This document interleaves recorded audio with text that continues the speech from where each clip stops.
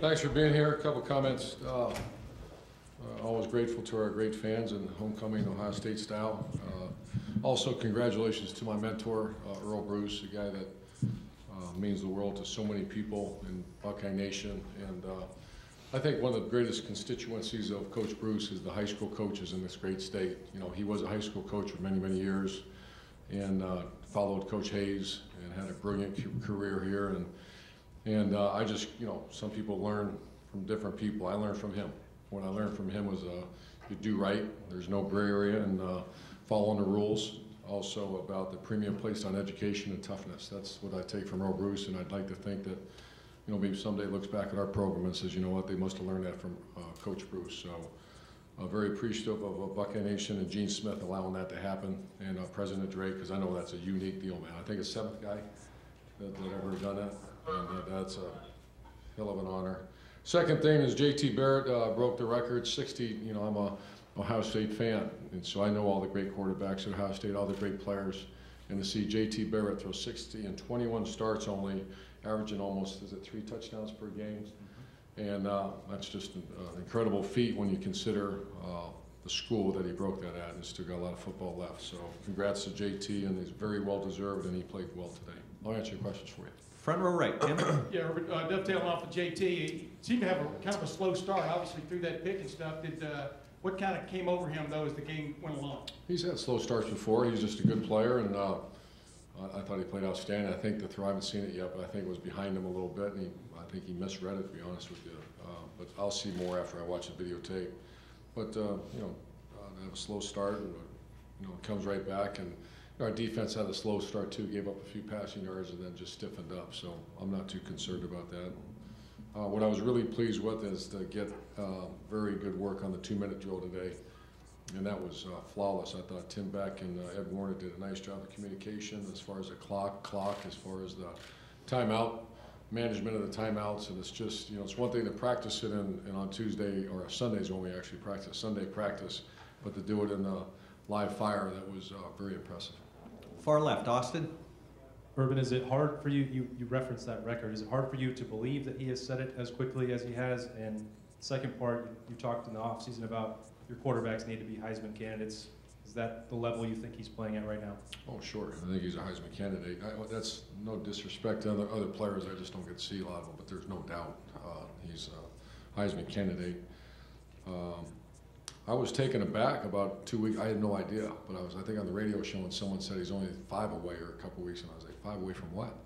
Because it doesn't seem like he's been playing that long for us. He's only been a starter for, I think this is his second year, 2.5 years starter at Ohio State, and very good player, very efficient player. That's what I love about him. Far right over here, Dave.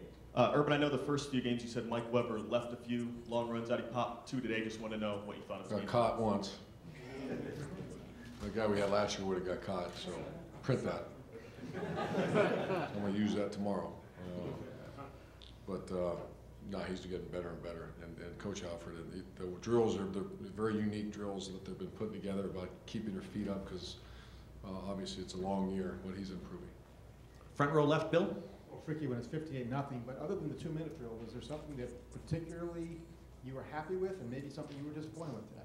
I thought our defense just smothered them. You know, I think we gave up some passing yardage early, but we have some have respect for the team we played and the scheme that they play, and they were hitting a couple crossing routes on us. But I feel our defense all over the field. Even when they do get a play, there's not usually solo tackles. You feel a few people getting hats on them. So I was very impressed with our defense.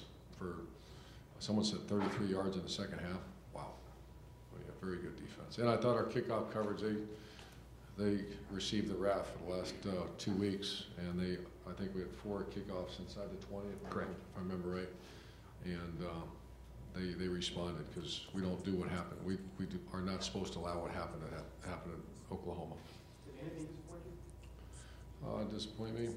No, I think very pleased. They did what they're supposed to do and come out and play with a lot of chip on their shoulder, and they came out and played hard. We'll stay over to the left, Rob. Urban, picking up on the defense. Offense gets a lot of love, but this defense is on record pace to be one of the best ever. Put yourself on the other side. What would keep you awake at night, having to face your offense or defense? Oh, question, but I just think, once again, that you have 3 corners right now that they're getting a nice little rotation. I'm seeing numbers like 40 plays instead of 70 plays. And we play so much, it's basically 0 coverage in the entire game. And when you have Gary on, Denzel Ward and Marshawn Lattimore, and then the fourth guy is pretty good too, Damon Arnett. We never had that. I don't, even at Florida when I had Janoris Jenkins and Joe Hayden, it just, you didn't have the depth behind it. So we just need to continue recruiting that depth at that position. That frees up so much if you have 2 guys, say you cover them too and play. Far right over here, Clay. Coach, how did you, when you signed JT, how did you project him?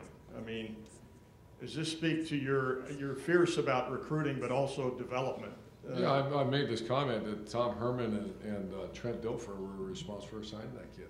You know, he was a guy that we had 2 kids in Ohio that ended up committing early, and it was my first year. I said, I need to see you throw, and for some reason that didn't happen. And we started losing commitments at quarterback right away, and Tom said, I think we should take this guy, and I was like, what's his name again? He said, JT Barrett. I said, okay. And I called Trent Dilfer from the Elite 11. He went to him, he sold me on it, we took him.